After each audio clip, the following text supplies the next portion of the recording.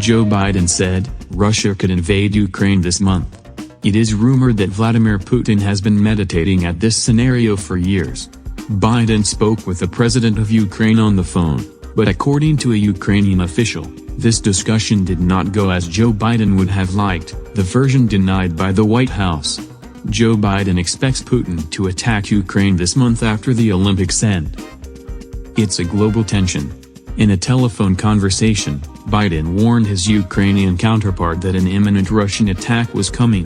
President Vladimir Putin has accused the United States of using Ukraine as a tool to lure Russia into an armed conflict and said that, if Ukraine became a NATO member, it would try to recapture the annexed Crimea by Russia 8 years ago.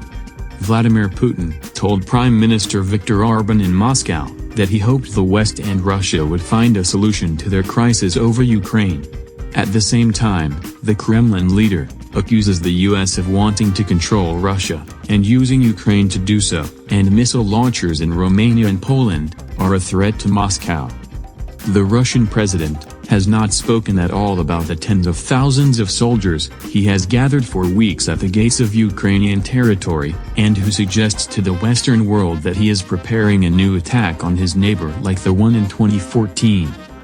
Also, Vladimir Putin considered clear that the United States and NATO chose so far to ignore Russia's concerns about his security, given the rejection of his requests to provide a number of security guarantees. He listed the main claims of Russia: the cessation of NATO's expansion policy, the commitment to not conducting offensive weapons near the Russian borders, and the withdrawal of the 1997 border alliance's military positions, before the organization receives for the former members of the Soviet bloc, including Romania. Washington accuses Moscow that he prepares the invasion of his neighbor by conducting tens of thousands of soldiers at his borders.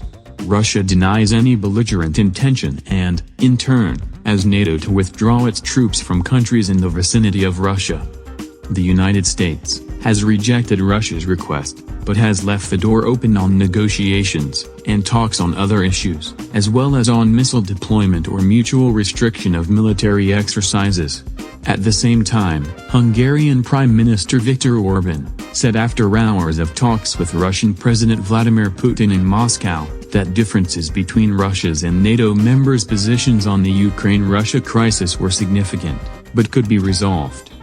Putin added, "We have been assured that NATO infrastructure will not expand an inch to the east," Putin said, noting that NATO troops are in Poland, Romania and the Baltic countries today. "They just cheated on us." World War III? Russia defies NATO and shows power. Announces joint naval maneuvers with Iran and China.